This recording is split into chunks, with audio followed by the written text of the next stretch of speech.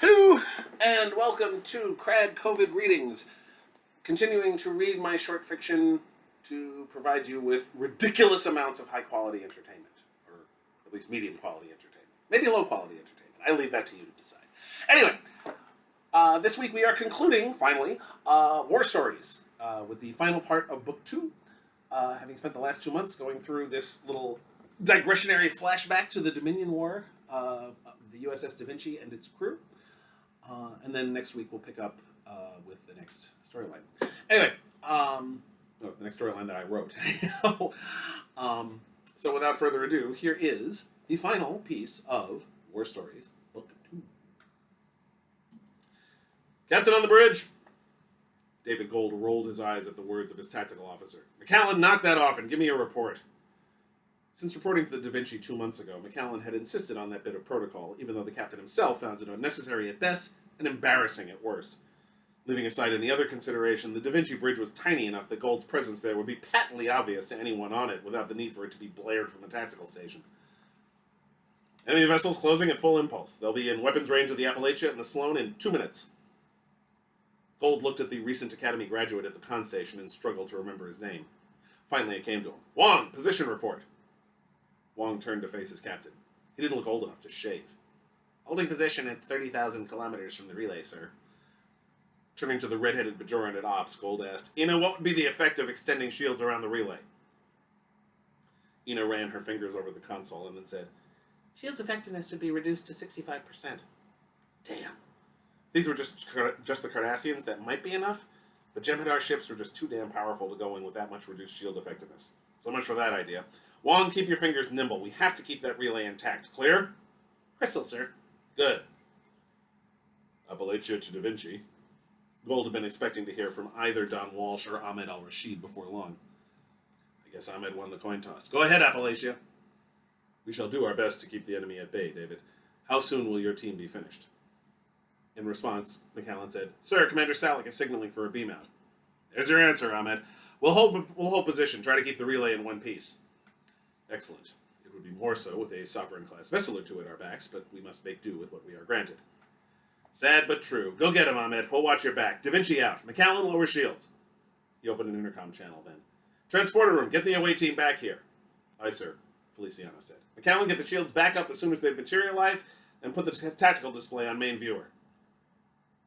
The screen changed from a view of the comm relay to a computer-generated overview of the battle arena. On the left-hand side of the screen, the 2 Steamrunner-class ships. Coming in on the right-hand side, 2 Cardassians and 1 Jem'Hadar. At the bottom, the communications relay and the Da Vinci itself. Small text next to each vessel indicated the status of each ship, shields, weapons, life support, etc. Here we go, Gold thought, forcing himself to sit up straight. As the first exchange of phaser fire among the combatants began, Gold wondered how long this would go on. Over 5 decades in Starfleet, he'd seen plenty of combat, but nothing like what he'd had to endure against the Dominion. One of the Cardassian ships was trying to maneuver around toward the comm relay, but the Appalachia cut them off, taking quite a few hits in the bargain. Gold's most fervent desire, of course, was to die in bed, surrounded by as many of his children, grandchildren, and great-grandchildren as were still alive and could fit in the room. However, he knew that such a fate was not terrifically likely, and had become somewhat less likely since the likes of the Borg and the Dominion came along, not to mention those skirmishes with the Klingons during the year and a half that the alliance with the Empire broke down. It was, in fact, during that 18-month period that Gold had seriously considered turning in his comm badge for good. One of his oldest, dearest friends, Captain Maureen Brennan of the starship Huygens, had been killed in action against the Klingons, and he told his wife, Rabbi Rachel Gilman, that he was considering retirement. The Appalachia let loose with a phaser barrage on one of the Cardassian ships. The Appalachias penetrated their shields, McCallan reported. Hull breach. Ina added, Jem'Hadar moving in on Appalachia's position. Come on, Ahmed, move your tuchus, Gold muttered. Ironically, given that she would be the greatest beneficiary of having her husband home on a permanent basis, it was Rachel who had talked him out of retiring. Probably, he thought ruefully, because she saw how miserable I was when I was assigned to Earth. After Gold's first command, the Schiaparelli, was decommissioned, he requested an administrative post on Earth in order to be near his family. That lasted about 6 months. You belong in space, Rachel had said at Maureen's funeral. I belong with my family. You'll always belong with your family. But for now, you also belong in space. Someday it'll just be the one. Then you come.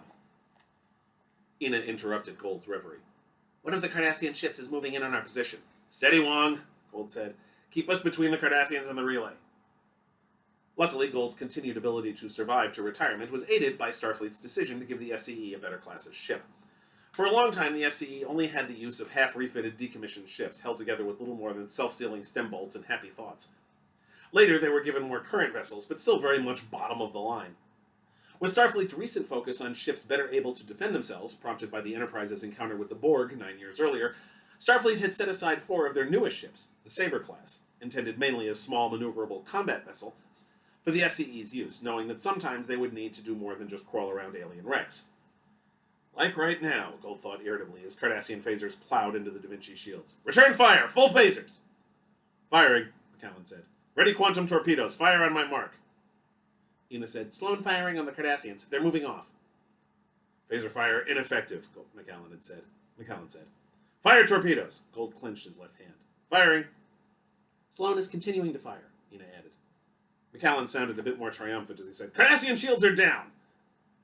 The Sloan's phaser fire combined with the Da Vinci's torpedoes to destroy the Cardassian ship. Gold took no joy in the destruction of the Cardassian vessel.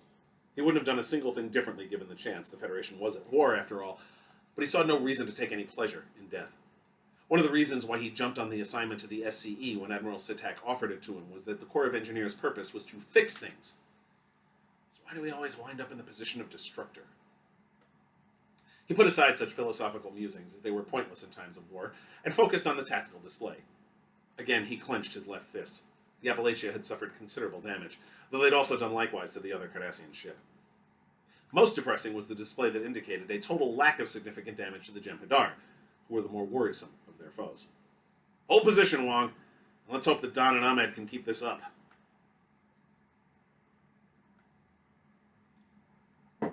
Fabian sat on his bunk in the incredibly dull quarters that he shared with Chan Oka. The linguist himself was on his own bunk, reading a pad. Fabian had made 3 attempts to start a conversation, which were met with one-word answers. I need to do something. He went over to the computer terminal on the small desk near his bunk.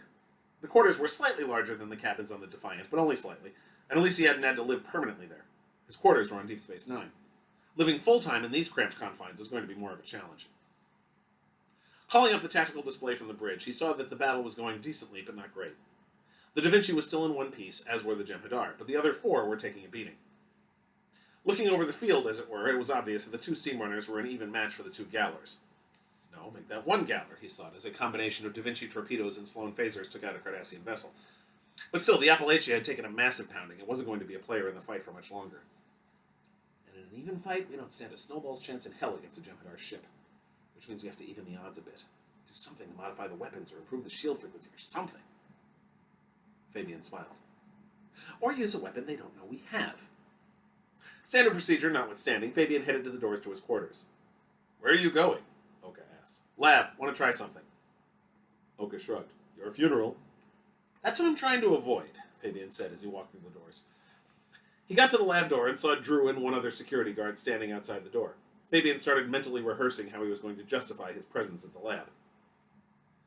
However, upon seeing him, Drew simply said, Figured I'd see you here before too long. The Binars and Commander Duffy are already in there. Ah! Drew smiled a knowing smile. You were expecting me to give you a hard time and say the lab was off limits while we were red alert, right? Fabian smiled sheepishly. Yeah, kinda. Only way to enforce that on this ship is to stick all of you in the brig until red alert's over. Mind you, Core Breach probably considered that. Laughing, Fabian said, I believe it. He entered to see, as Drew had indicated, 110, 111, and Duffy standing around the golf ball. Duffy looked up. The new guy joins us. Couldn't keep away from the gizmo, huh, Fabe? Afraid not, Commander. Besides, I just checked in with the bridge. Growing more sober, Duffy said, Yeah, I know. Salik's up there right now giving the captain a hand. I thought I'd be of more use down here. If we can't get this thing to work for us, we might be able to use it on the Jem'Hadar. Grinning, Duffy said, That's what I was hoping too. Great minds think alike. And so do ours. Fabian said without missing a beat. As 110 and 111 looked up at the 2 humans. We believe that we have come up with a way to defend our computers against the virus. Well, that's good news, Duffy said.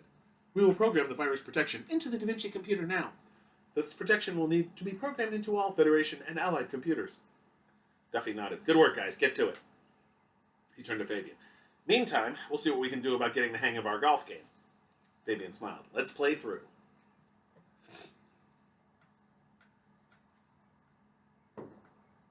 Shields down to 40%. Salick stood next to McAllen at the tactical station. Damage control teams report to Deck 6. Gold pounded a fist on the command chair. The second Cardassian ship and the Appalachia had both been destroyed. He muttered a quick Kaddish for Captain Al-Rashid and wondered if he'd live to give Faya and their children the bad news in person. The Sloan was limping along with no shields, weapons, or communications capacity, very little power, and life signs indicating that a quarter of the crew were dead. Gold hoped that Captain Walsh was one of those still living, if for no other reason than Don still owed Gold a rematch for that chess game Gold lost last year at Starbase 96. Amazing the things you think of under pressure. Captain, we cannot continue to trade blows with the Jem'Hadar. Gold sighed at Salick's statement of the obvious. Have we done any damage? Their shields are down to 65%, McAllen said. Another hit, sir. Our shields are at 10%. One more minute and I have to abandon the comm relay. Duffy to bridge. Captain, we've been able to gain control of the golf ball. Smiling, Gold remembered why Starfleet engineers had reputations as miracle workers. Can we use it on the Jem'Hadar? Oh, definitely, sir. We can deploy it through the cargo bay. Stevens rigged a tricorder that can feed it instructions. The weapons will plow through their shields, and then we can hit them with the virus. I find it difficult to believe, Salick said, that the Jem'Hadar would not have a defense against their own computer virus. Sir, 110 and 111 think they can make it work for us. And even if they can't, we'll only need a few seconds of distraction to keep them from defending themselves. Another shot from the Jem'Hadar hit. Shields are gone, McAllen said. We're out of options, Gold said. Get going, Duffy. Yes, sir. Salick said, McAllen, prepare all remaining torpedoes. Fire them when Duffy and Stevens deploy the weapon.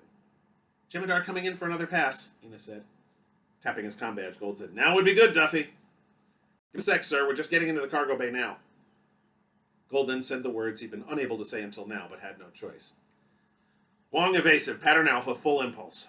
They couldn't protect the comm relay if they were vulnerable. He just had to gamble that the Jem'Hadar would pursue the Da Vinci and attempt to finish them off before going after the relay. That gamble at least paid off. Jem'Hadar in pursuit, Ina said. We're ready to go, Duffy said. Salick said, fire torpedoes. McAllen fired the torpedoes, a combination of photon and quantum, which managed to do a certain amount of damage to the Jem'Hadar's shields. One torpedo did not hit the Jem'Hadar, however, mainly because it wasn't a torpedo, but Duffy's golf ball. Energy weapons fired from the tiny projectile right at the Jem'Hadar. Enemy shields are down, McAllen said, sounding surprised. Their power signature is decreasing rapidly, Salick added, well out of proportion to the damage they have taken. Logic would indicate that the computer virus has infected them, and that same logic would suggest that we finish what it is starting. McAllen, fire phasers. Yes, sir! A moment later, the Jem'Hadar ship exploded, the victim of the Da Vinci phasers. The bridge was silent for several seconds. Sir, McAllen said, breaking the silence, we're being hailed by the Sloan. I guess they got their comms working. Put it through. Nice job, David. Good to hear your voice, Don. Good to be heard. I don't know what kind of magic your S.C.E. people work, but I'm grateful. I just wish we could have pulled it off before we lost Ahmed and his people. Yeah, me too. In any case, we're going to need a tow. With any other crew, Gold would have thought Walsh was crazy to think that a Sabre-class ship could tow a much larger Steamrunner-class vessel. With this crew, however, Gold just smiled and said, We'll get right on it. Gold out. He turned to Salick. Good work, Salick. And a big mazel tov to 110, 111, and the two new folks. Blue's unique abilities got the relay fixed fast, and from the sounds of it, Stevens was a big help with Duffy. Thank you, Captain. Now let's see what we can do about the Sloan.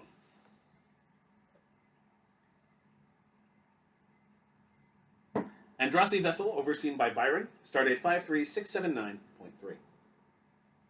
Byron finished reading of the U.S.S. Da Vinci's retrieval and usage of the Dominion mobile weapon, and was, despite himself, impressed. Once again, the crew of the ship had improvised and managed to defeat a demonstrably superior foe in the Jem'Hadar. Just as they had twice defeated Byron, also a demonstrably superior foe. He read the remainder of the log entries, including the account of the deaths of Commander Salick and Dr. Chan Oka.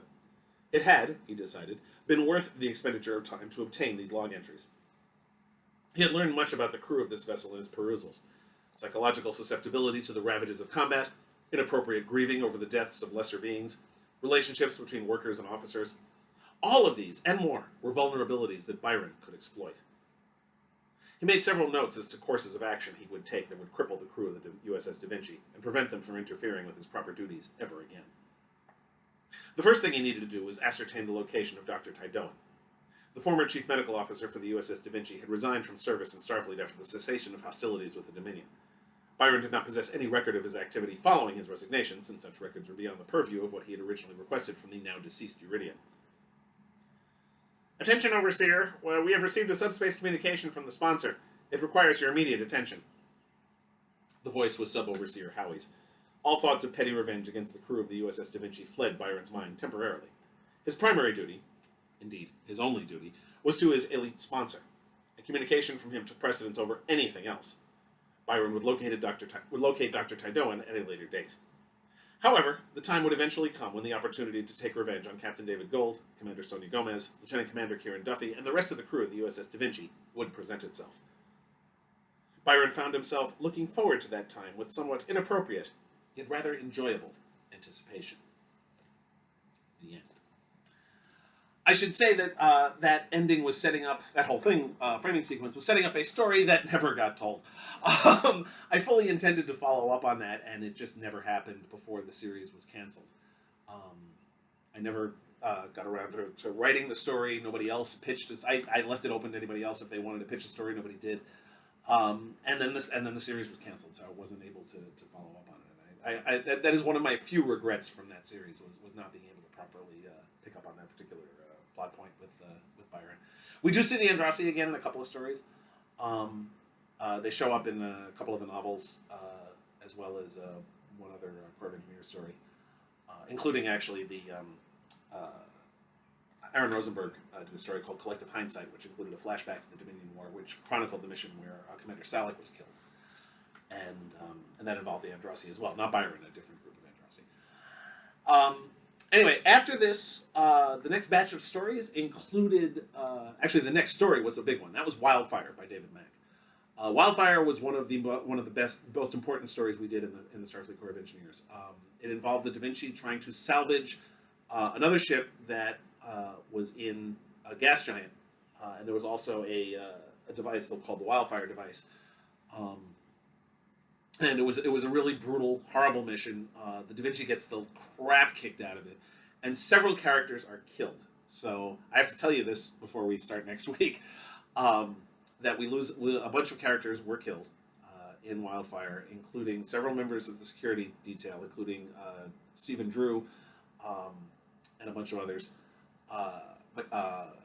Lieutenant McCallan, the tactical officer, is also killed. Captain Gold loses one of his hands, which is replaced by a prosthetic. The transporter chief, Feliciano, is killed. Several other folks, including Lieutenant Commander Duffy. That was the big one. We killed about half the crew, but the most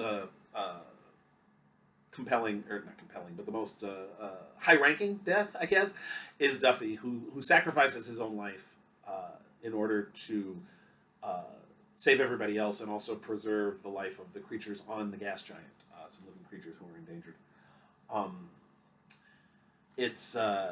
So yeah, that happened. What followed Wildfire were 4 stories that sort of little solo spotlight stories that focused on different individuals. There was a story featuring Corsi and Stevens that Dayton Ward and Kevin Dillmore did. A story focused on Abramowitz that Scott Siensen and Dan Jolly wrote. And a story featuring P.A. Blue that Heather Jarman wrote, which gave us a little more insight into the NASATs. And then the last of those 4 stories is what I'm going to be starting next week, and we'll be reading throughout the month of August. It's called Breakdowns, which mostly focuses on Gold and Gomez, but also sort of brings everybody back together and sets the Da Vinci up for its next batch of adventures. But it primarily focuses on Gold and Gomez. We get to meet a large chunk of Captain Gold's extended family. We also meet Commander Gomez's family and see how they deal with the deaths of everybody on board, especially that of Kieran Duffy. So anyway, that's next week. Thank you very much for watching. Please check me out online at DeCandido.net. Read my blog at DeCandido.wordpress.com. Please support me on Patreon at patreon.com/KRAD. And please tune in next week for Breakdowns Part 1. Take care. Please stay safe.